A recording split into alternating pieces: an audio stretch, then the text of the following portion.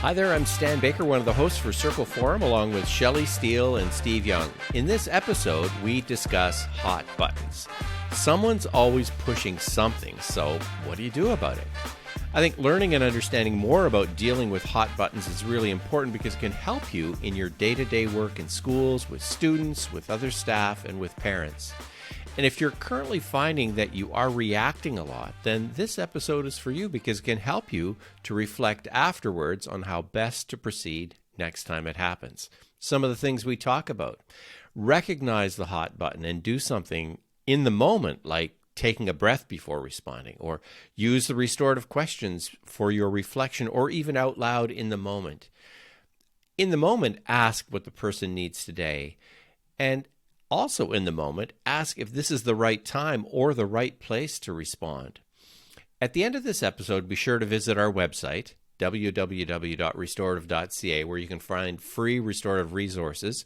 And if you enjoy this, please subscribe on YouTube. Now let's head over to this discussion with Shelley, Steve, and me, Stan.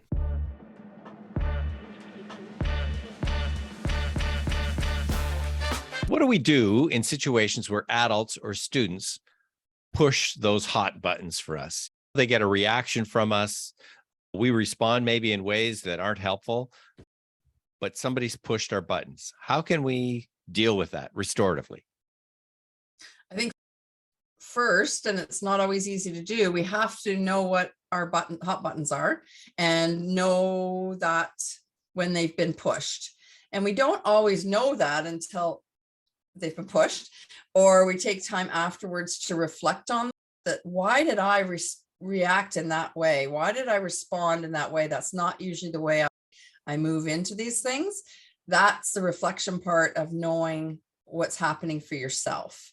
And if you've done that ahead of time, or you can start to do that reflection, you're going to be more prepared next time. That it might just be a deep breath you've got to take when somebody has hit that spot.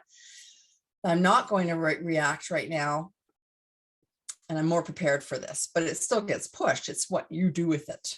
Right.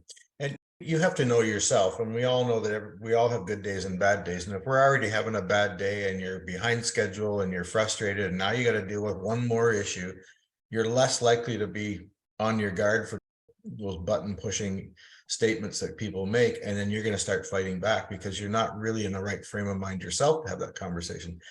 That being said, you can't always avoid those. If you're a teacher and there's some kids causing noise, or you're a principal or a VP and you're walking around, there's something going on, you have to address it. You can't say, well, I'm having a bad day, I'll address it tomorrow. But it's also knowing what is your purpose of addressing that issue. If you're wading into a conversation, is your purpose to get them to comply with your expectations, or is your purpose to change the way they're acting? Do you want immediate compliance? Do you want this to be someone just want to calm them down so they can get back to work? You think of teachers in the classroom, and a group of kids are loud and boisterous and making noise. What's your purpose? You want them to settle down and get back to work. So you go over there and start making commands and directives, and you better settle down and get your work done, or you're going to fail, and making all these veiled threats, because that's just going to escalate, right? And then they're going to start to push your buttons. And we know with teenagers, they love to push buttons just because they can. If it's a group of adults, same thing. What's your purpose? Is it to get them to move along somewhere or whatever? So if you can rehearse in your mind and know what it is you want to do, and then think restoratively and using those restorative questions. So we all know the worst thing you can tell somebody when they're agitated is to calm down, because that's going to push their button, and then they're going to push your buttons in return. But if you really want them to calm down, you don't say calm down. You say, can you tell me what's happening? Is there something I can do to help? Our expectation here is that everybody work quietly. Is there something I can do so we can meet that? So you can work your way around to getting them to calm down without actually telling them, giving them a command, because that just gets everybody angry. So a number of interesting things that you've mentioned there is, first of all, you're using a question rather than a statement. So question, depending on what question it is, will move you more to the with box than the to box. And part of what happens with pushing buttons, if somebody pushes my buttons, then I react, and then that might trigger something for someone else, right? And I don't really know what the reason is for this. However, for myself, it keeps coming back to me. These are the things that get me going. So if I'm noticing a pattern in my responses to, for example, parents or a family, to start to reflect on what's happening when I get together with those parents. What do I think about then? What do I think about it now? How's that impacted me and them? What's been the hardest thing for me? And what do I think I need to do to change it so it doesn't become a hot button conversation? So I've used the restorative questions. So you can use those questions to reflect on your own responses, your own behaviors, but sometimes it's also helpful to speak it out loud. So if you have somebody trusted that you can have that conversation with and just move through those questions, but you're saying it out loud and sharing it with somebody that you trust to maybe give some feedback or reflection to you as well, if it's something you're really struggling with connecting with somebody. Now, let's get really personal. We had a situation that came up in dealing with some folks where there was some real pushback, and our buttons were being pushed as trainers by just simply, lack of engagement, almost, opposition to some of the stuff we were saying. That pushed buttons for each one of us. Mhm. Without getting into the specifics, how did we deal with it, and how could we have dealt with it now that we've had a chance to reflect? I think listening, right? So to hear, and then we picked up on threads to build on that were positive so that they didn't continue down that same route. If you have time to ask what they're needing out of today's session or today's conversation, that's helpful, so that they're feeling heard, that they don't feel that they need to challenge you, that you're open to going whatever direction they need to go. I think specific to this, it was a workshop and there was a number of people there. And I think we all, without even saying it out loud, realized that this wasn't the time and place to carry on this conversation. That yes, we were in disagreement with what the person was saying. So we just moved on. And afterwards, realizing that, we could have butted heads with that person and really gone after it and said, no, we disagree and let's talk. But it would have taken up the whole rest of the workshop, and you've got all these other spectators there. Right. So when you've got a large group and one person is pushing your buttons, you have to decide, is this the time to take them on? Is this the time to show them that we have a difference of opinion? Or is it we just say, okay, thanks, let's move on. And maybe we swing back to that person at another time later. When you think of a principal in a school had a staff meeting and one teacher's really decided they're going to go down a certain route, I'm not going to have you hijack the whole rest of the meeting. We can talk later. And so you have to make those decisions on the fly, but you also have to realize that at some point, this person's really pushing my buttons, and I can either react or I can ignore and move on and maybe swing back later to it. Ignore doesn't necessarily mean never address it. It just means at that time, it's not worth addressing. Now, I noticed too, for all of us, we actually got a little quieter. We did. Yes.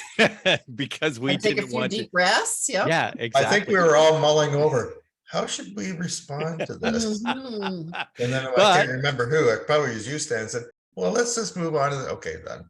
Yeah. And I think that's also one of the beauties of the restorative questions and just a restorative process, is that if there's a point at which you get stuck, simply moving on to the next step. Okay, so we haven't got clarity on what's behind your action or motivation. Let's just move on to the next step of, so how's this impacting you? And in this particular situation, we did reflect on. We did afterwards. And I think we'll deal with the situation differently the next time we encounter it. But we are, because of who we are and the work we've done, we immediately started to think, okay, I wonder what kind of day that person was having. And we started to think of the context of why they were talking the way they were, the statements they're making. Maybe this happened, maybe that happened. So we're trying to get that. Is it a shame response? Is it just a response out of frustration because they've had a bad day? So we're trying to almost justify what their statements they were making. Not the least of the fact is maybe they absolutely truly feel that way, and that's fine. We can agree to disagree. But yeah, it was interesting. But that happens a lot as a leader, or if you're a teacher in a classroom, you got a group of kids. You take that one kid on, or you just say, okay, we're moving on. And I think your rapport or your relationship plays into there, because in this situation, I didn't feel I had the relationship to challenge. Mm. Whereas in another one, I may be able to say, okay, what's happening here for us? I really don't agree. And we get into a different kind of conversation, but that wasn't feeling it there. That was the time to do that. No. Just know yourself and really start to reflect on your own, what pushes your buttons, and keep that at the forefront when you're entering into conversations. And when you know those, you're not going to be as caught off guard by it. You'll feel it immediately in your body when it happens. And then you can go, okay, they just did A, B, or C. And now I can take a breath and I can move forward with that.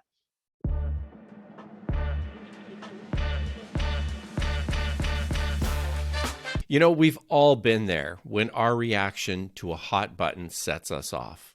Right at the moment, taking a breath or asking restorative questions can help.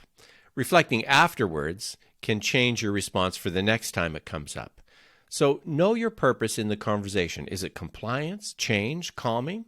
Want to find out more about our work? Go to www.restorative.ca.